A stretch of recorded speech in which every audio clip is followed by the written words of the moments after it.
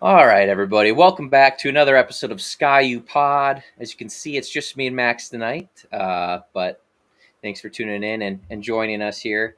On today's show, we're going to take a look at what the experts are predicting for your Golden Gophers this year.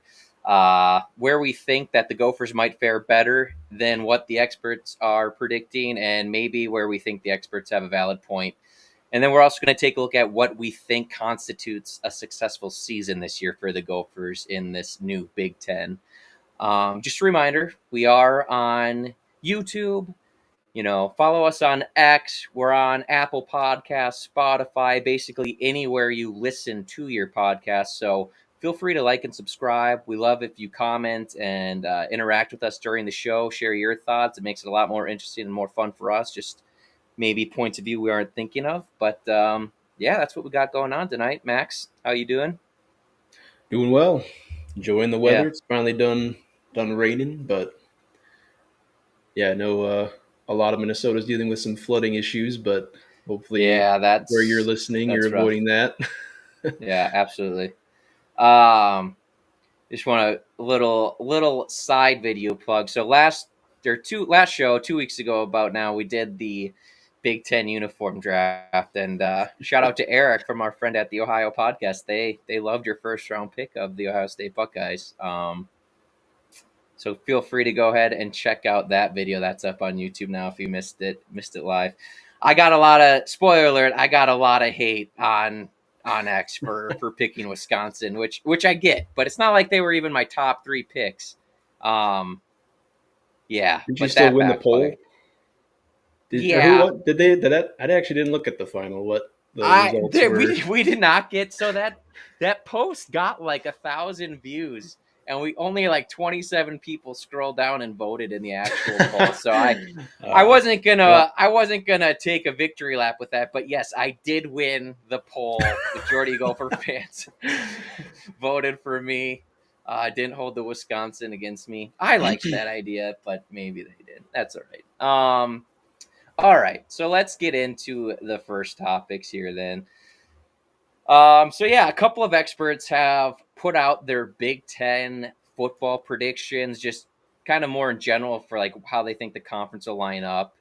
One example, Tom Fernelli with CBS Sports, he put in that he's taking the Gophers under the 5.5 wins. He just kind of went by every team's over under. So he gave us wins against North Carolina, Rhode Island, Nevada, Iowa. I like that. And Maryland. Losses at Michigan, USC, UCLA, at Illinois, at Rutgers, Penn State, and at Wisconsin. So I think his analysis is kind of fair. So he goes, one of the harder teams to project for me. There's a new QB and New Hampshire transfer, Max Brosmer. Don't know enough about the receiver talent, and the defense is under a new coordinator. The Gophers strike me as one of those teams that could be better than they were last season, but the schedule doesn't allow it to show in their final record. So he's taking the under the 5.5 for your Golden Gophers there. Phil Steele, he's got like over 100,000 followers on social media. I believe he's with ESPN for the longest time. I think he does his own thing now. I might be wrong on that. I think he puts out his own magazine.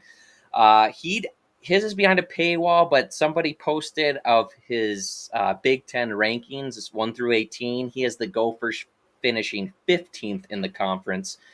Carter Bonds with 247. He's kind of one of their national guys.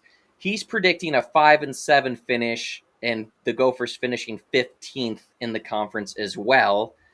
He's giving us wins against North Carolina, Rhode Island, Nevada, Maryland, and Illinois. Losses to the rest. So he comments here. PJ completed in 2023 his first losing season at Minnesota, minus the pandemic shortened season. Since his debut season, snapping a streak of consistency as a perennial Big Ten West contender. As a result, this is a critical year for the trajectory of this program. Rebound and last season is a blip on the radar. Stumble further, and Flex tenure continues on a concerning trend. The Gophers' greatest source of optimism comes from Max Brosmer, who is transferred from FCS program New Hampshire with a tremendous track record at a lower subdivision. And there was other that posted their predictions as well. But if I were to summarize it for you, Max, here's what I would say most of them listed as just what they're looking at, what they're thinking as they view this team. Almost all of them, they said Brosmer's got upside, but they listed questions with the quarterback making the transition, questions in the passing game with not knowing all the receivers that are, you know, here and just the lack of production last year. A few of them listed, can Darius stay healthy? Darius Taylor, that is. So a lot of them cited losing Rossi to Sparty, which I get, new defensive coordinator. Defense, they claim, was falling off, when Rossi was still here. They, just didn't have as good of a year as the previous 2 seasons under Rossi. And almost all of them, I'd say that I saw on the national level, have us as a bottom 6 team in this new Big Ten. So, Max, it's kind of a lot I threw at you there, but what do you think? Let's start with, what do you think the experts have right? What concerns are valid, and which ones do you maybe agree with them on? Yeah, I think they talk about the questions at quarterback and the new defensive coordinator change. I think as far as the biggest question marks, and that's the obvious ones, right? And I think it's fair to put those right at the top of a reason why you'd go under the win total potentially, just because those are two pretty key aspects of the team, and two aspects of the team that were potentially our biggest, downfalls a little bit last year: the quarterback position, the Right. passing game, and then the defense by the end of the year just kind of trailed off where it was, it kind of needed to be the strength, and it just couldn't really hold on. So I think those are fair. I think they mentioned, like, we don't know much about Max Brosmer. I guess my rebuttal would be it can't be much worse, and I think we assume he's going to be a better passer than what we had last year in Calic Manis, and I think that lends, potentially the answer to that second point about the passing game and the play calling is, if we have more trust in our quarterback, then I would assume we're going to have a better, more balanced offense when it comes to the passing game. And still Right. having Daniel Jackson in our, pretty deep wide receiver room, I guess it kind of starts with quarterback, obviously, but I think those two things go hand in hand. That if we assume quarterback has improved, then I think we can also assume the passing game will improve, because why would they take the ball out of your quarterback's hands in that case? Right. Right. I'm with you. I think the passing attack is absolutely fair game after what they did last year. I think bottom 10 in the nation. Um, you know, it's kind of, you look at last year when they had Span Ford, like what you thought was going to be a major weapon for you at tight end. You lost Crab, who was that veteran receiver. I mean, Daniel Jackson's played a lot of football now too, so those are really your only departures. But as far as the guys you brought in, like, yes, there's some intriguing guys there. The 5-star out of Georgia, Donald Driver's kid out of Penn State. Like, there's intriguing guys there, but none of them have like produced anything yet at the college level. Um, so I just think this passing attack needs to show something before you're going to get really any respect from the national media heading into the year. And granted, now that there's a new quarterback in there, that's just going to add another variable that you have to look out for. I will say this: I'm less concerned about Brosmer's ability than I am just the passing attack in general, if that makes sense. Like, it's more to me like the receiver room and play calling has to step up and prove it. I believe Ryan Burns, one of the stats he threw out a lot last year was the Gophers had just as many drops as they did like contested catches, or they had more drops than contested catches last year in Big Ten play, which is not good. So yeah, I just think, we've been saying the same thing for 4 years now, basically since that 2019 season. For me, the receivers have to step up and prove it. So I think that's a completely fair criticism from these national guys, and none of them really missed on touching on that. Yeah. One more thing about the quarterback room, it's like almost everybody's got a new quarterback.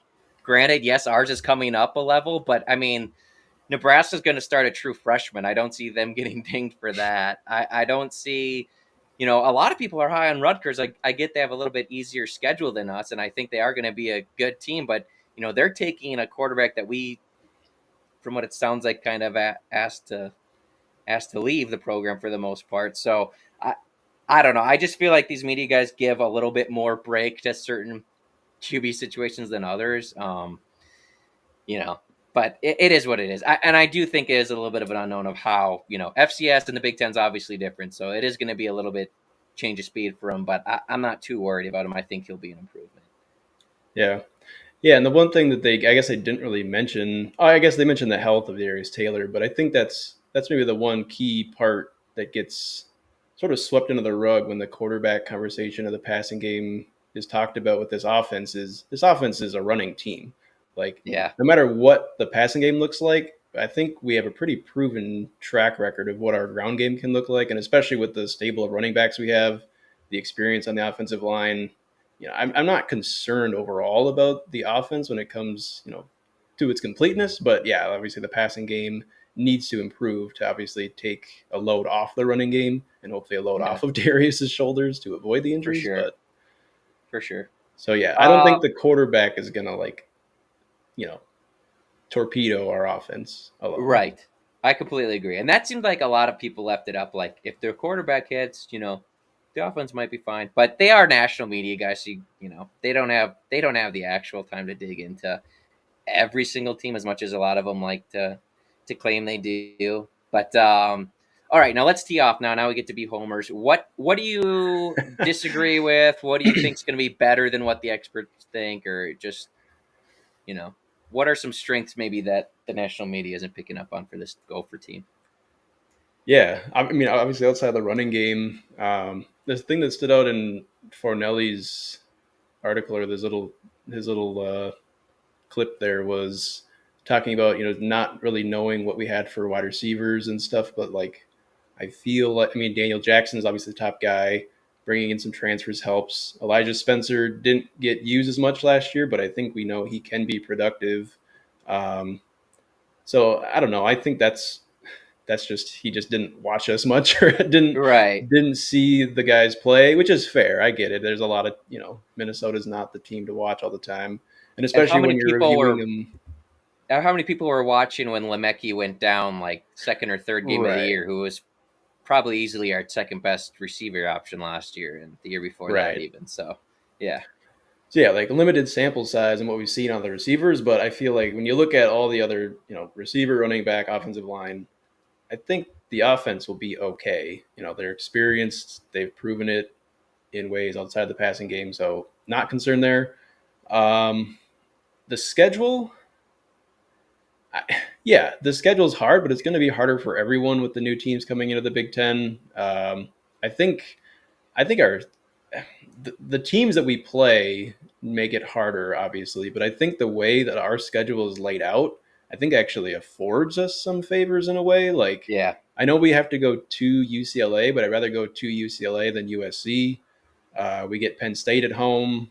We get I think the two biggest things too were after we go to UCLA, we have a bye, so we avoid playing after that long road trip. And Yep. same with when we go to Rutgers, we get a bye after Rutgers. So our two longest road trips, we get byes after. Yeah, Uh, that's nice. all of our non-conference schedule, we get North Carolina at home, and then two can't lose games. Right. So overall, I feel like yeah, the three big ones, right, are Michigan, Penn State, USC. Those are going to be the stretch ones. But after that, I think, UCLA, Wisconsin, and Iowa, I look at as 50-50 games, or give or take. Yeah, Like, both of these articles we looked at, they both had us losing to UCLA and Rutgers. I think I UCLA is know. probably more likely road game. We'll see how their defense looks. I don't think UCLA is gonna be as good as they were last year, but everyone is so high on Rutgers this year, and I get it. I They're know. improving, but like I still don't see it. I still see that as like we should still beat them. And then Well, like I I don't know. yeah. I think it's a 50-50 game on paper at this point. Yeah, they return more of their I guess their defense was better last year, so you're probably giving them an edge in at home. I get that, but I'm with you. Rutgers is getting a ton of love right now. Where it's like if they go 6-6, are people going to be like ticked off? Right. Like I don't know, but and to your point about the UCLA USC games, I am not high on UCLA this year. I just don't. there's a new coach, first time head coach, new conference. Their best players hit the portal, at least at quarterback.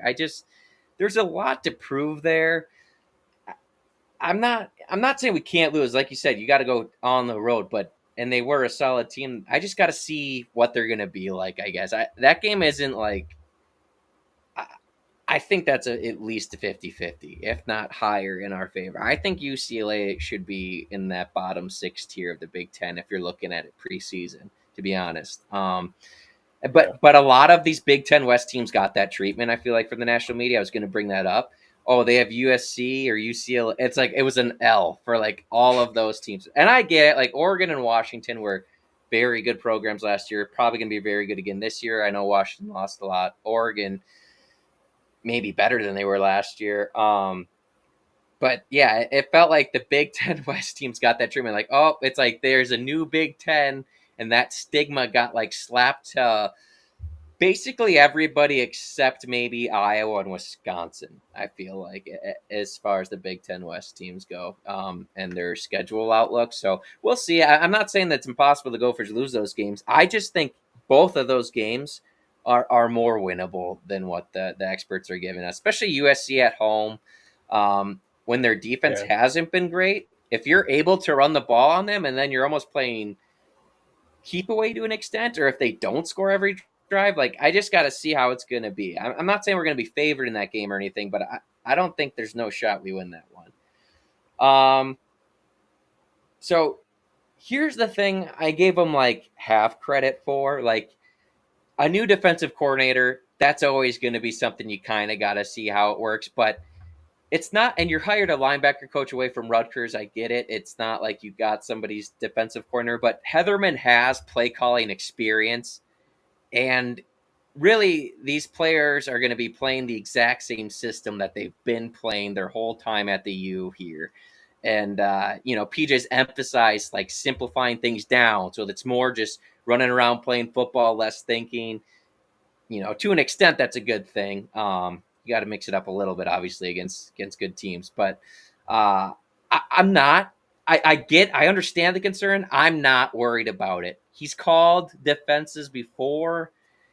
The jump in levels to that doesn't do a whole lot as far as what's changing. If you got to feel great, that's all you really need. Sounds like he likes to bring more pressure. He's a little bit more blitz heavy than what we're used to, which gets me excited because we've been too reliant on just Jaw Joyner in the years past to get after the pass rushers. So, honestly, I have this whole stretch of for what I have problems with, as far as not problems with, but why I disagree with criticisms of the defense. So, yes, the defense fell off last year. It looked like they were maybe trying to do a little bit too much, but I think people forget like you got some veterans all over at every level of the field this year for this Gopher team, and those players, even though they've been in college a long time, like they're allowed to get better too.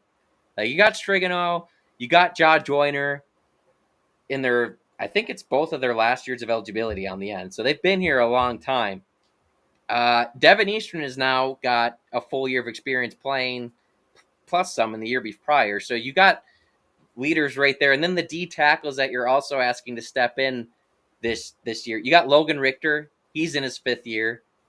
Darnell Jeffries, Clemson transfer, who was hurt last year. He's in his seventh year of college football. Like all those years and all those extra reps that they've had over this time, like those still count for something. Those guys can still improve. It's not like just because they're old college players doesn't mean those guys have stopped developing. And then you go to the linebacking corner, which was probably the weakness of this team last year. Cody Lindenberg got to stay healthy, but he's in his fifth year. Devin Williams is in his fourth year. Mav, he got a ton of playing time last year, and now he's a redshirt sophomore already. So, I mean, yes, those three need to stay healthy probably if you're going to have a successful defense, but all of those guys, in theory, should be better. As long as you got the right coach, you hired a linebacker coach away, you'd think he's got, some sort of specialty in working with those guys. You should be able to assume at least some improvement there, So I think the linebackers, have enough there to show sizable improvement. Then you move back to the secondary. You got two veteran corners. You brought in Ethan Robbinsdale from Bucknell, plenty of playing time. under his belt. Then you got Wally, who's in his fourth and final year already, or maybe actually the COVID year might have given another one. He might have one more, but he was up and down a little bit last year, which I understand concern about. But I just think with his athleticism and him already having those 3 full years of playing experience under his belt, I just think it looks like it lines up for him to be a breakout candidate this year on the defensive side of the ball. Similar to someone kind of going into a contract year in the NFL, I think he's prepping extra hard here to kind of solidify himself as an NFL draft pick for this up and coming draft next spring. So I'm really high on the corners. I think it's probably the most least talked about part of this team as far as the experts go of looking ahead. I think we got solid depth behind them as well, both in lengthy guys and speed. And then you go to the safeties, Darius Green's experienced. Bryce, is it Coleman Bryson or Bryson Coleman? I always mix it up. He's got like two similar names. First name. Now that you say Yeah, it, now I feel like I'm gonna mess it up. I thought it I was. think it's Coleman Bryson. See, I Or is thought it it was Bryson Bryson Coleman? Cole. It's Bryson Coleman. Okay, it's Bryson Coleman. Yeah. But anyway, my point is him, Kerry Brown, and Aiden Gooseby. He's in his third year as well. So all those guys have experience. And as long as you can limit those big plays, easier said than done, I know. But that's what really killed this defense last year, just not being able to stop the explosive plays. So I think the personnel and the veteran leadership is there for this defense to take sizable steps forward as far as being able to stop the run and limiting big plays. Would I have liked another D tackle in the portal? Would I have liked another linebacker? Absolutely. But the guys are there and they like the young guys. Maybe they need them to be a little bit more ready this year than you would hope, but I mean, you got old, strong bodies all over the field. So if you get the scheme right for them, if you get them lined up right, get them focused in on their keys, I don't see why this defense can't get back to being, you know, more like itself pre last season. Anything I say there you disagree? I kind of rambled there a lot on the defense, but No, I didn't feel like the defense was getting any respect. And yes, the pass rush absolutely has to get better. I'm hoping we'll blitz a little more, like Heatherman has shown in his prior years as defensive coordinator. But yeah, anything else you want to add there? yeah, no, I agree with you talked about the corners. I think they are pretty underrated. I think I think it's fair to question the linebackers. Even if they are all healthy, that doesn't just guarantee they're going to be great, right? I mean, we don't know. We hope so, Sure, but they've shown enough to prove that their ceiling, if they're all together and they're all healthy, their ceiling is one of the better potentially linebacking groups in the Big Ten, or what would have been the Big Ten West. Like, I think they've right, got you're that higher than kind I of am, but I'll group. accept it. And I'm not saying any of the individual players are going to be like defensive player of the year or anything. I'm just saying as a group, like Sure, they all kind of fit well together in a way. Like they all kind of had their own sure, strengths to make up for each other. And then yeah, for Heatherman, like he's been successful everywhere he's been. I don't know what Maine or James Madison looked like when he got there. And I know when he phenomenal. showed up to Rutgers, he improved that linebacking core. So Yeah, for him to come in here and have the group that he's got with all the experience and talent around him, I mean, I think he's pretty much set up to just hit the ground running on the defense. So I'm really not yeah, concerned there either. yeah. I I feel like something nobody brought up really. I mean, I guess they brought up the passing attack. No one really brought up tight end, which I was going to say that's something I feel like would be fair to bring up as well. Yes, Spanford didn't get you. Maybe Spanford because he didn't get utilized last year. They're just like, well, they didn't throw to him last year anyway, so maybe it's not even a talking point. But I think that's a fair thing to bring up, like especially with Minnesota wanting to run the ball like we want to. Do they have a threat there to make teams play out the play action? Because that's going to spring open a lot of tight ends. Just ask Iowa, who can only throw their tight ends. But Yeah. yeah, that was really the only issues I had. Yeah. It's funny to me that a lot of these guys were giving us North Carolina, where I feel like that's one of our more questionable games. Yeah, well, Like week I one too. Like, Yeah, week one, new quarterback, new DC. Like I think North Carolina is a much more 50-50 than I don't know. I don't want to like UCLA. I feel better about UCLA than I do North Carolina. I really do. yeah. Um, Well, yeah. I mean, I guess really quick too. Like between North Carolina, UCLA, and Rutgers, I put North Carolina at the bottom of those three, but they got us winning both and losing to UCLA and Rutgers in both of yeah, those picks. So yeah, I right. was confused by that. But Yeah, Drake May is gone, but like you said, and I know Johnson hadn't worked out the way he hoped at LSU, I believe, right? In A&M, I think he was before I there. think But so. Yeah.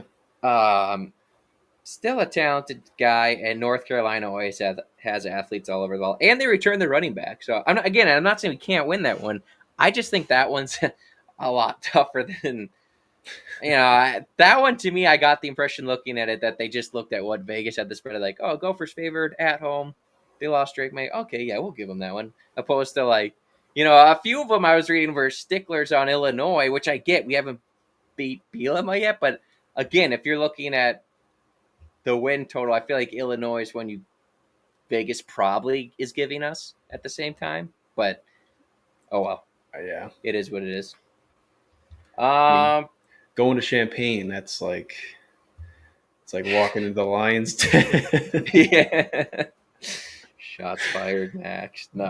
No. It Illinois has been a thorn in our side more than the rest of the Big Ten West, unfortunately. And I know the Big Ten West is gone now, but yeah, that's one I think we'll get to here in a little bit. But um, I think PJ's got to get that one off his back this year, to be honest. But anyway, folks, so that's what we thought about what the experts have it. So a lot of them have us, bottom six of the Big Ten. Which again, I mean, if you're gonna tier off the Big Ten into like six teams, I think the top four, Ohio State, Oregon, I'd throw Penn State and I'd give it to Michigan again up there. I'd throw them in the top four. Outside of that, I think Team Five is a lot closer to Team 16 than I think there's a bigger gap between 5 and 4 than there is 5 and 16. I'll say that as far as if you're going to tier off the Big Ten um, that way. But anyway, so yeah, thought experts have us 4 to 5 wins on the year and bottom third of the Big Ten.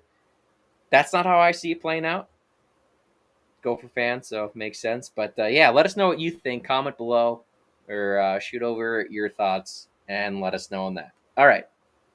Second topic, kind of within the same lines. There's a lot of experts saying, as we saw the 247 guy, Gophers failed to make a bowl game. That marks a downward trend for the PJ Fleck era. So, Max, asking this to you, tough question probably, but how many wins does this team need to have a successful season? And maybe is there anything else we should be considering when viewing the season as a success or not? Yeah. So the way I have it right now is if I'm just going by numbers, I think the expected win total should be right, like just a hair over 6. So to me, success is 7, and that means 7 with Iowa and Wisconsin. Um, if you're getting just Iowa or Wisconsin, I think it needs to be 8 wins to be successful. Um, Interesting. just because in my mind, I mean, just the there's 5 that in my mind should be kind of must wins between. I mean, Nevada and What do Rhode you have as the Island. must wins? Go through it. I mean, well, Nevada, Rhode Island are like Yeah, cannot lose. You can't right, lose those. right. And then the next 3 is the Maryland, Illinois, Rutgers stretch, and we get them all clumped together. Injuries Yeah, aside, like health aside, we get them later in the year when we've got things churning. We've already had a bye week. I know yeah, there's 2 road games clumped in there, but they're not terrible. yeah. I don't know. I don't see any one of those individual games us not being favored in. Yeah, I think that's fair. Illinois is kind of a Illinois is so reliant on the transfer portal, as a lot of teams are, but they brought in 2 basically starters on offensive line, so I'm curious what that offense is going to look like and the defense without Jerson Newton. Um, Jeez, Yeah. thank goodness that guy's gone. But no, I'm with you. And the So other thing, I thank you for bringing up Maryland though. Almost everybody has Maryland ahead of us, and I just don't see it. Is it because their schedule is yeah, easier or something, or what? They lose their quarterback that the media loved for forever. Tua's little brother is gone. I think they're. I think they lost. I have to look this up. I thought they are. From what I've read is they're not expected to be as deep or as good at their skill positions, but they do return their front seven. So and their defense was pretty solid actually last year. So I will give them that. But I I just don't get it. I don't get what Maryland has done to just be. A lot of them had them, and I feel like like right in the middle, if not upper middle of the Big Ten, and I just don't see them. yeah, I just don't get why they get that tip of the hat to them for that. But anyway, sorry. Go ahead and continue. yeah. No, so yeah, so those. I mean, if we're saying we win all the must wins, that's five. And then I see, like I talked about earlier, I think there's 4 50-50 games in UCLA, Wisconsin, Iowa, and North Carolina. So if we can take one of those, there's six. And if you're telling me we can't win two, I don't think that's a successful year. If we win one Sure. 50-50 game out of the four, uh, I, I just don't think it is. I know you get a bowl game. I don't want to go to the Quick Lane Bowl again. That's Yeah. We're past that, and I don't Yeah. know. I think honestly, this like, and breaking it down that way, and I know it's not realistic to be like, well, if you just go by all the percentages, but like, if we win all 50-50 games and all the must wins, that's nine. I think the ceiling is nine. That's losing to Okay. Michigan, Penn State, and USC, assuming those are like Yeah. a long shot. Okay. But I don't know. I think seven with the pig and the axe is success, or eight. Yes. I actually like the way you broke it down a lot better than I did. I'll get into mine. I kind of made a list of things you got to have and can't have happen. So I think for this to be considered a success, you got to have a bowl game. Um, as far as things that could go into it, like I think because of the new teams added in, the tougher schedule that just inherently comes with that, your new defensive coordinator, your new transfer quarterback. Like if this was year 3 or 4, I think if you saw improvements in the passing attack and the defense was stopping explosive plays and showed sizable improvement, that there would be maybe another measuring stick there for PJ besides just winning losses. But the reality is he's in year 8. And so when you're in year 8, you don't really get that same flexibility. Um, so that being said, yes, I'm with you. I have them at 67 wins is what they need. I'd agree with you. I'd say 7 is a success and 6 is like the floor for like a pass if other things happen with that. So, because even if you go 6-6, I won't be excited about it. But I think you get rid of those national media being on you for trending down. You kind of get a Yeah. little bit of a break for those new pieces you have there. Um, so I think 6-6 is what's minimum for a pass, but I'm with you. 7 wins, I think you could claim success. So I have must haves here.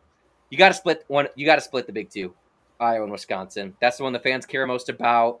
The split last year kind of made last season a little bit more tolerable. Still wasn't great, but you beat Iowa, broke that awful run that they had on us. So that was big. Got to split again this year, and I think there's another split that you have to have this year.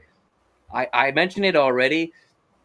This new Big Ten is kind of being thrown around against these former Big Ten West teams. How they'll fare against the new Big Ten. So I think you have to at least split UCLA and USC. I don't think you can lose both of those.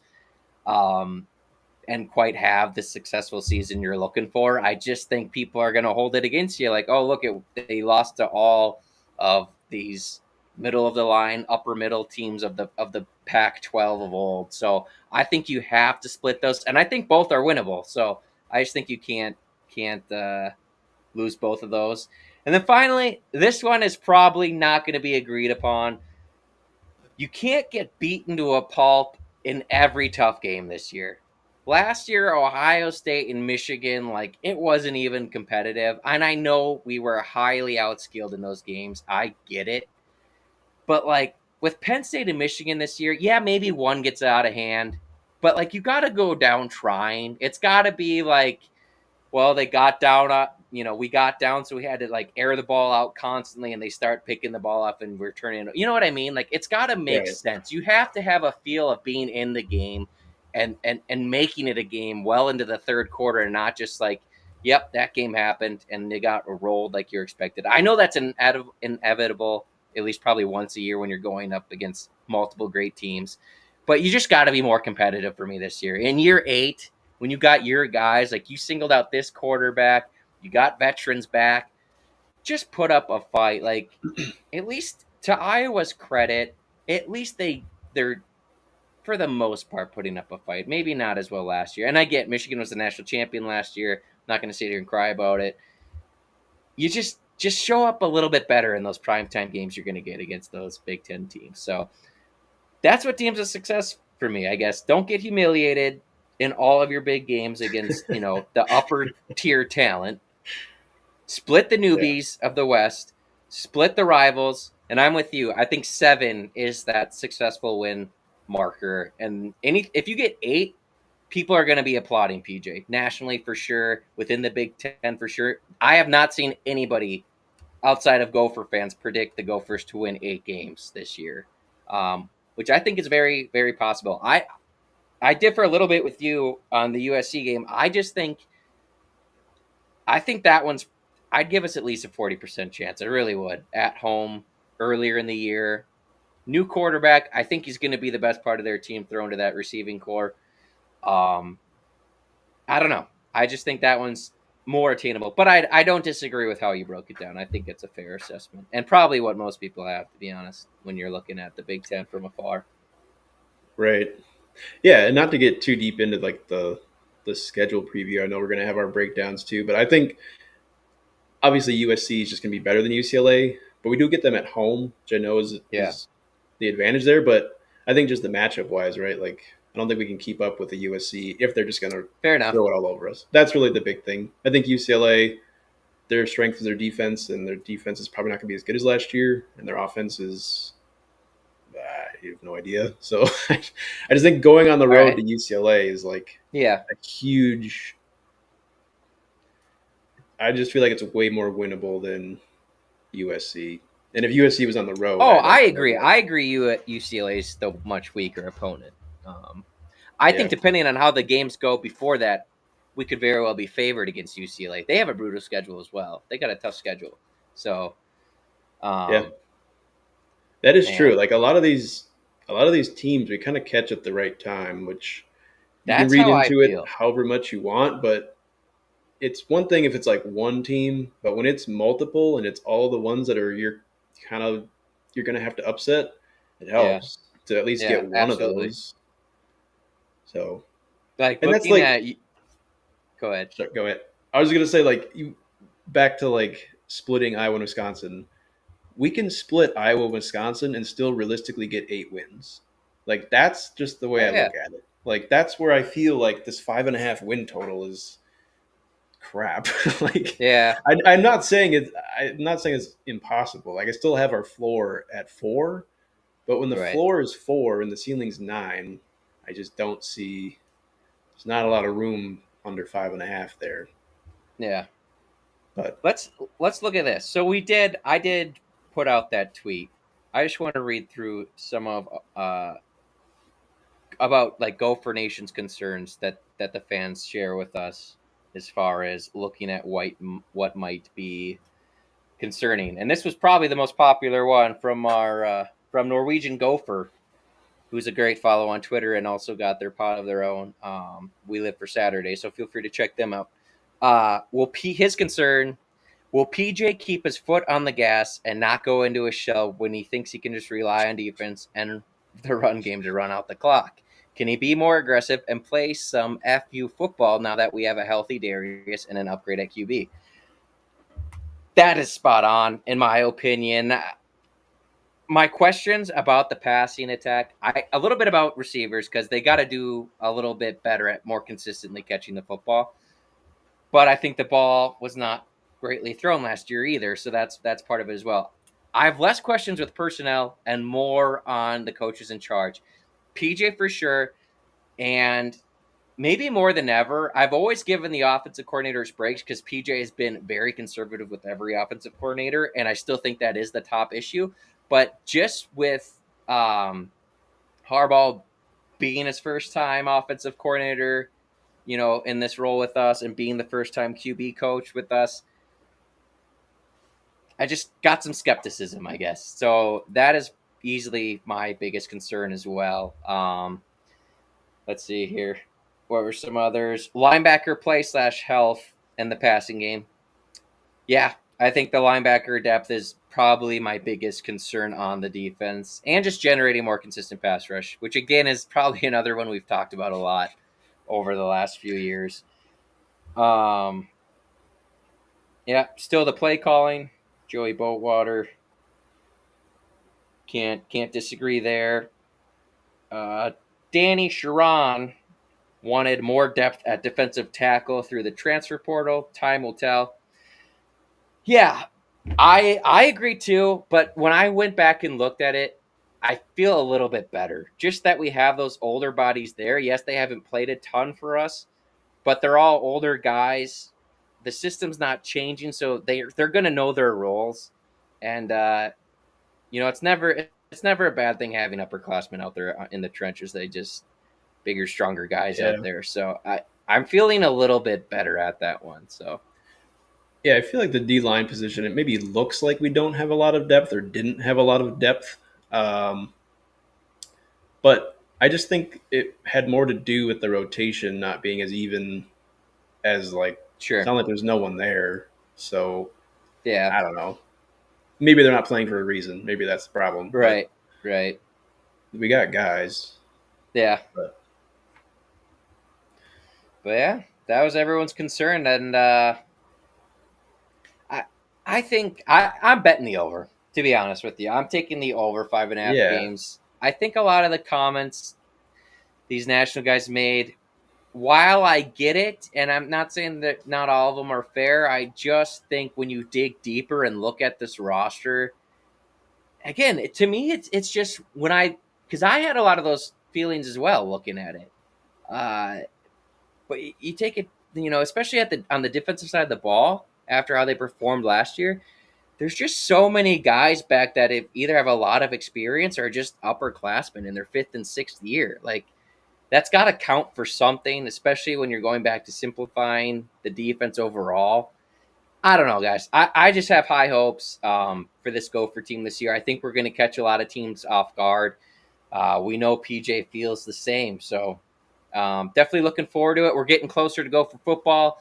Almost July, guys. Almost July. So as always, thanks for tuning in, guys. Feel free to comment, subscribe, share this. We appreciate all the support. You can find us at SkyUPod on X, SkyPod1, that is. And yeah, we encourage you to check out our partners website at the College Huddle. They got every Big Ten team on there and every conference on there, so feel free to check it out for some good college football content. And as always, guys, go Gophs.